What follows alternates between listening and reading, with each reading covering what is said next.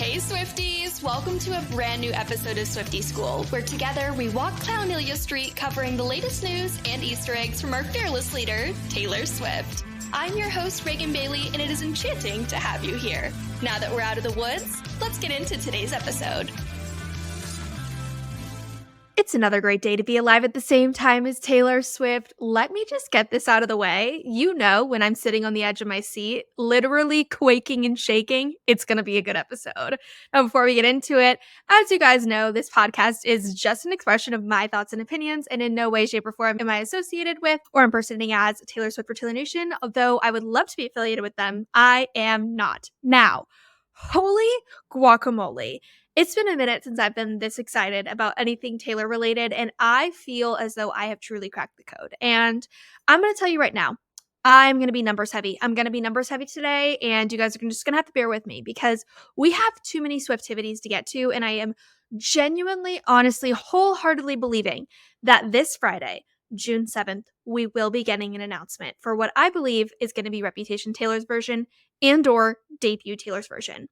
Let me just get right into it. Now, before we dive into the numbers, a couple of quick updates for you guys. I am headed to Charlotte this week. I am so excited.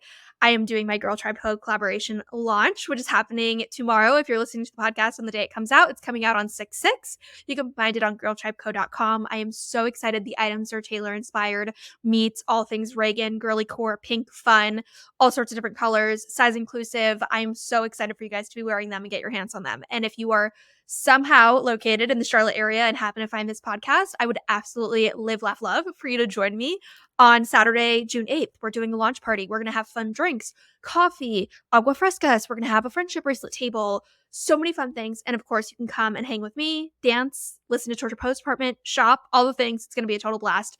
Go to my Instagram for more information there. Now, aside from heading to Charlotte, going to New York, the broadcast channel on Instagram has been absolutely bumping. And I have been having a total blast just like diving deep into these theories. And I feel like you and I both together solved this absolute clownery that is the theory of 6'7". So shout out to my broadcast channel on Instagram before diving into this. Now, first call out of the day is that Taylor's Instagram feed is colorful again.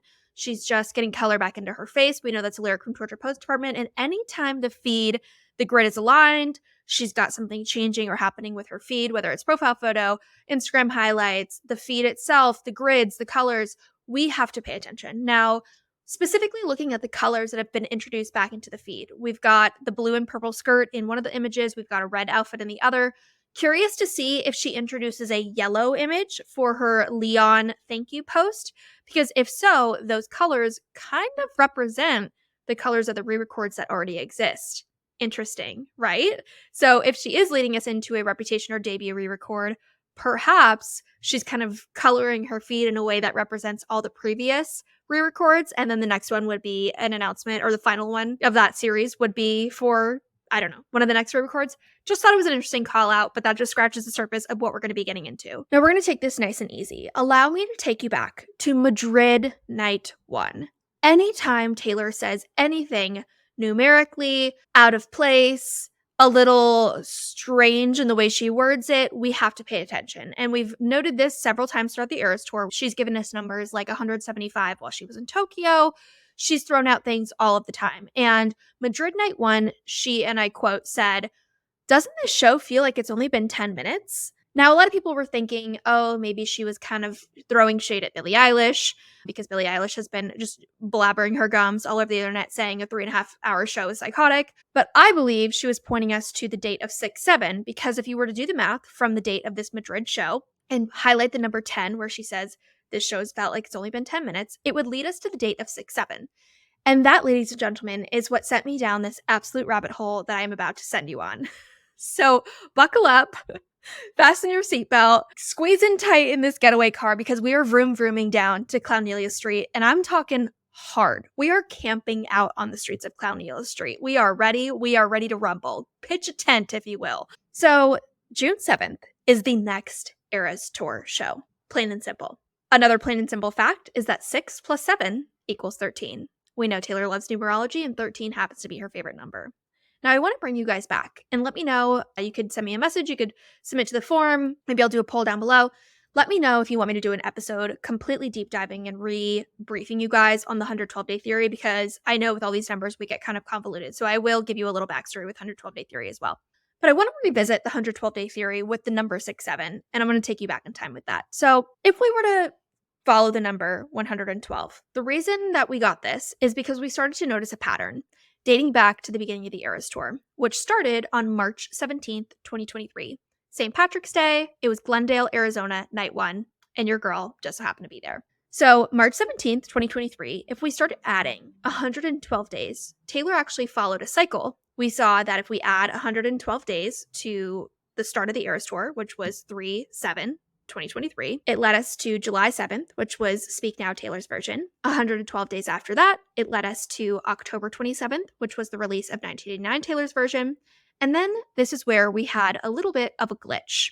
If you remember, Taylor said that she was planning on announcing Tortured Poets Department on February 16th, which was during the Tokyo shows. In fact, she did not do that, and she decided to announce it during the Golden Globes when she was accepting her awards. So we saw a little bit of a glitch happen there with the 112-day theory, and that is where we got a little off course. But we're going to stick to that theory because it aligns completely with this whole numerology situation that I've come up with, so bear with me here. Going back to the dates, following 10/27, which was the release of 1989 Taylor's version, we thought we were going to get something on 2/16, which we're going to call TS11 for now, Tortured Poets Department. If we were to continue the 112-day theory, it would bring us to the date of 6/7. Hello, where we are at right now in this very moment. So keep that number in your mind, 6/7. We know it's the next Eras Tour date. We know that it aligns with the 112-day theory. Now, the way that I came up with this theory is because I noticed a pattern with a lot of these dates. Typically, when it comes to all things Taylor, we pay attention to Friday dates because Friday shows, whether it's a show, whether it's an announcement, it's typically going to happen on a Friday. Albums are released on Friday. That's just the way the world works. So when looking at the dates for the calendar of 2023, we know that Taylor's called out certain dates, and we can also mark down dates as important because of things that Taylor has done in the past or things like her birthday. So at the Grove pop-up, for example, we saw her birthday highlighted. I took a photograph where on one of the tables at the Grove pop-up for Tortured Poets Department, there was a desk and then there was a calendar on the desk and it said Friday, December 13th. And the importance of that is December 13th, yes, is Taylor Swift's birthday, but it does not always fall on a Friday. So it was specifically calling out this Friday of December 13th of 2024. So that date has been important in our minds, but I wanted to fill in the gaps between what is the significance of June 7th and then all the way to 12/13. There has to be something going on in between. And that's where I started to realize that she has been counting. So if you look at the dates, just plain as they are, 6/7 and 12/13, we're missing the numbers 8, 9, 10, and 11. If you look at the calendar for 2024, both 8/9, August 9th, and October 11th, 10/11 fall on Fridays. So that led me to the theory of Taylor following the dates of 6/7, 8/9, 10/11, and 12/13 for her upcoming announcements, releases, whatever it might be. Now, I've had a longstanding theory that it is extremely reasonable for Taylor to be completed or done with her re-records by the time the Eras Tour concludes. We know the Eras Tour concludes in December of this year, and it's very probable that Taylor would want to be done with her re-records, put a pretty bow on it, and move on so she could either A, take a break, or B, move into something that is a bit more mature or elevated or kind of comes off the back of Tortured Poets Department, because I don't think Taylor will want to be defined by her existing eras or her past work for the entirety of her career. The Eras Tour has absolutely propelled her into a new space, but I definitely think she's going to want to elevate herself, and I think that means she would want to have her re-records done by the time the Eras Tour is done, which is why this theory of 6, 7, 8, 9, 10, 11, 12, 13 really seems to make a lot of sense, and it perfectly aligns with a lot of people's thoughts and theories of her wanting to reclaim her name on her birthday, aka the debut album, Taylor Swift Taylor's version, on her birthday would be a fantastic announcement. She doesn't have a show that day, so it would be a perfect day for an announcement. Now, looking at these dates even further, 6, 7, 8, 9, 10, 11, and 12, 13, all of these 4 Friday dates are 9 weeks apart. I don't know what to do with that information other than it's interesting that they're 9 weeks apart. You could flip 9 upside down and we get 6. Reputation's a 6th album. But I want to revisit the Grammys cutoff, which I think seemed to confuse some of you guys. And I myself have learned a little bit more information about the eligibility and Grammys cutoff, so I want to share that with you.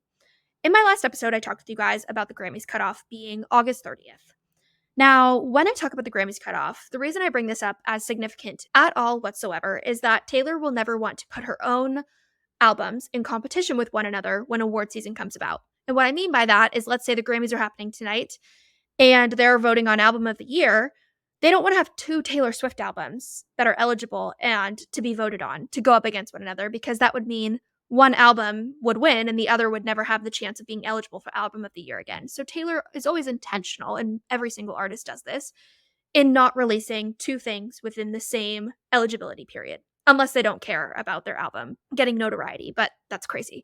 Every artist obviously wants that. So what I did not realize in the past episode that I was mistaken on is that Taylor does not submit her re-recorded albums, aka debut or Reputation Taylor's version. She does not submit those for award season eligibility. So she could potentially have Torture Postpartment and Reputation Taylor's version both released within this same eligibility period and be totally fine. And where that comes into play is, following my dates of 6, 7, and 8, 9, she could absolutely this Friday announce Reputation Taylor's version and then release it on August 9th.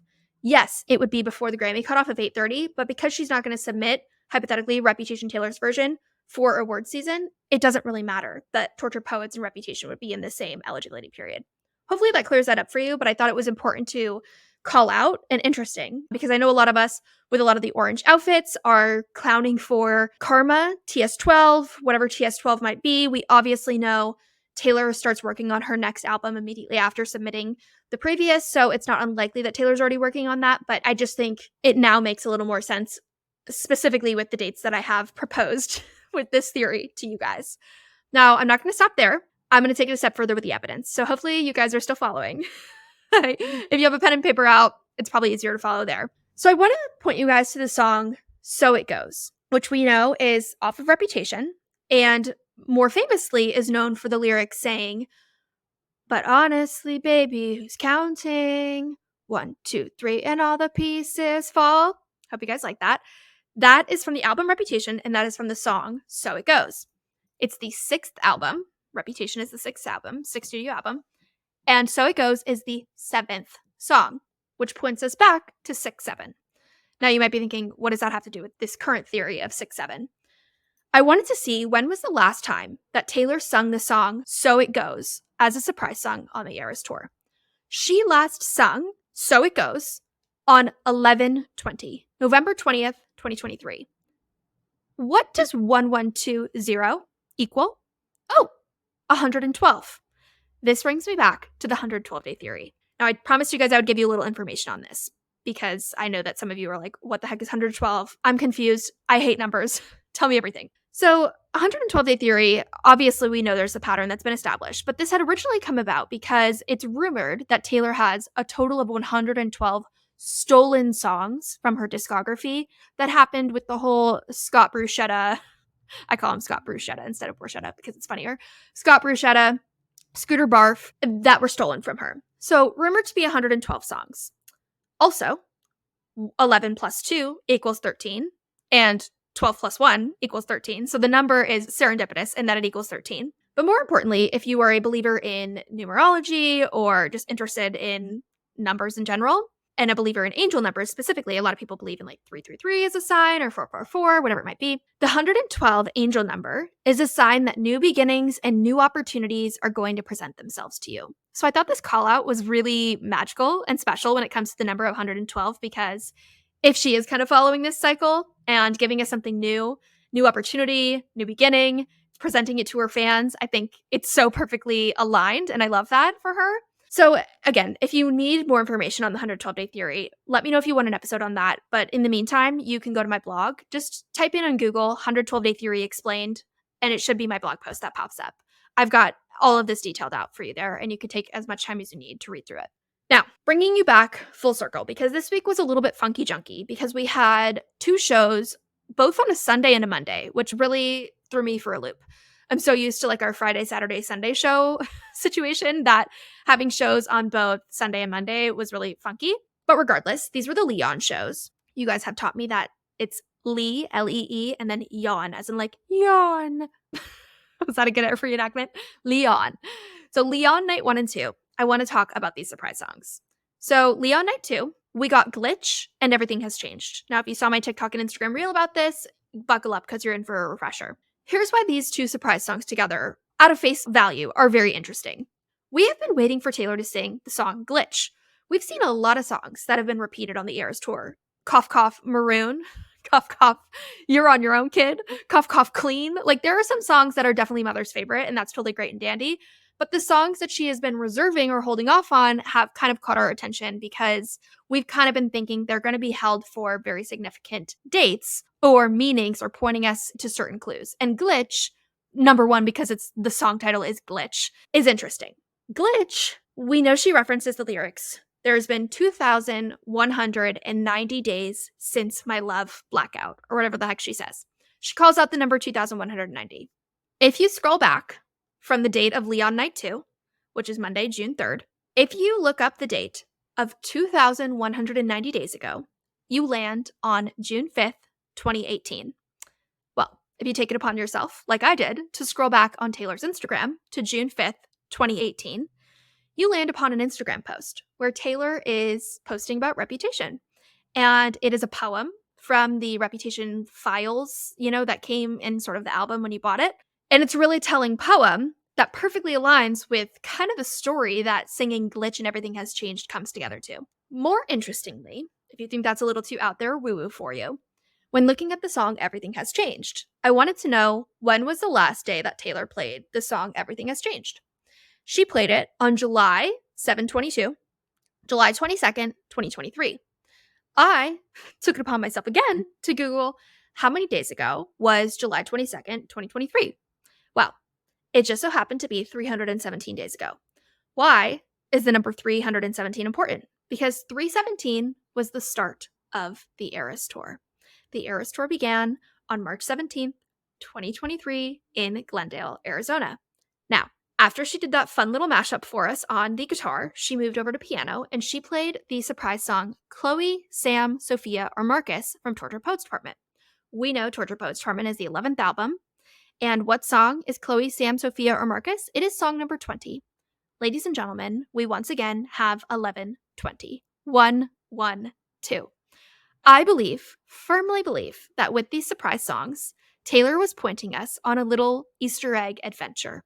She was telling us, quite literally, that since the beginning of tour on 3/17, everything has changed. There was a little bit of a glitch with the 112-day theory on 2/16, aka when we were supposed to get Torture Poets Department, but we are back on track with the 112-day theory, Chloe, Sam, Sophia, Marcus, 11/2, 1/1/2, and 6/7 is the date to watch for all things clowning Taylor Swift. I firmly believe, with all of the evidence I've just provided to you, that we are getting Reputation Taylor's version on June 7th. And I beg you to please follow and come back and let me know if I am correct. I will obviously be posting like a crazy mad woman. But if you are just listening to the podcast, maybe you don't follow me on social media or you follow this on YouTube, whatever it might be, I cannot wait to see what happens on 6/7. I will be in Charlotte, North Carolina on 6/7, and I actually will be with my team. We are flying out there together to obviously prepare for my launch party and event and everything. So I cannot wait to report back on what the heck happens on 6/7. I can't wait. So that is it.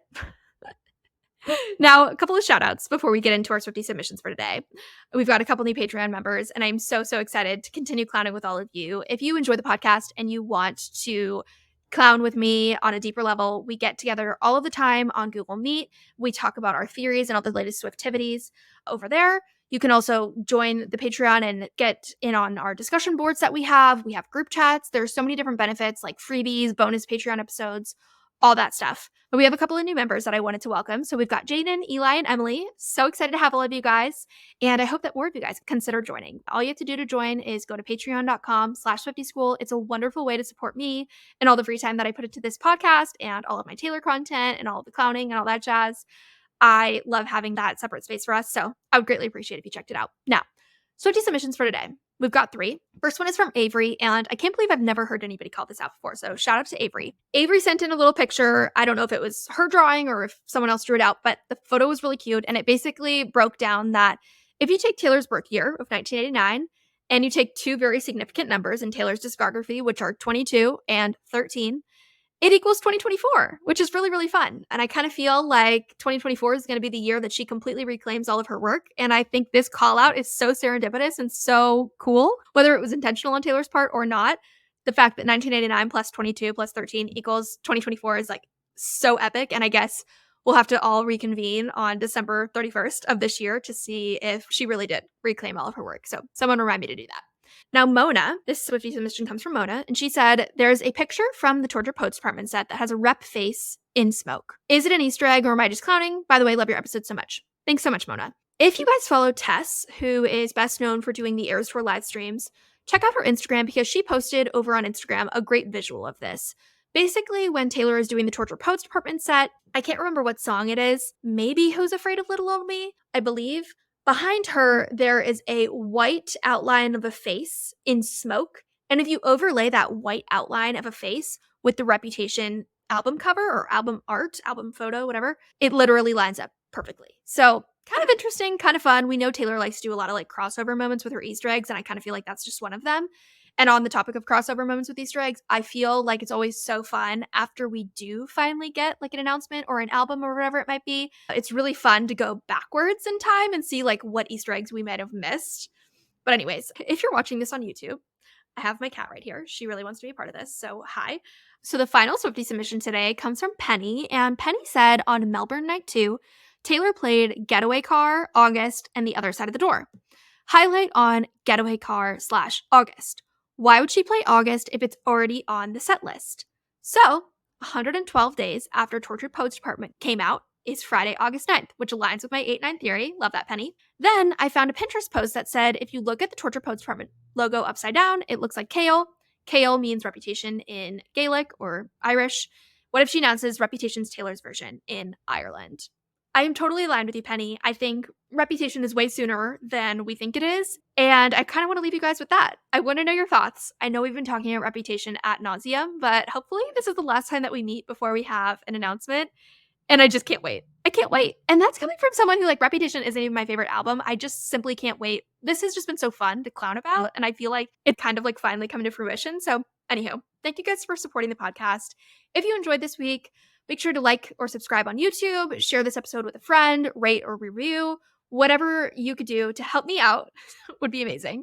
I'm so glad you guys are here. As always, it's another great day to be alive at the same time as Taylor Swift, and I will see you on the next one. Bye! Thanks for tuning in to today's episode. I know all too well how busy life can be, and I am so grateful that you chose to stay. Now just know this is me trying, and I would greatly appreciate if you took a minute to leave a review or maybe share this episode with a fellow Swiftie. Make sure you join my broadcast channel on Instagram for more Swiftivities, and long story short, this love is real, and I'm beyond grateful for your support. See you next time!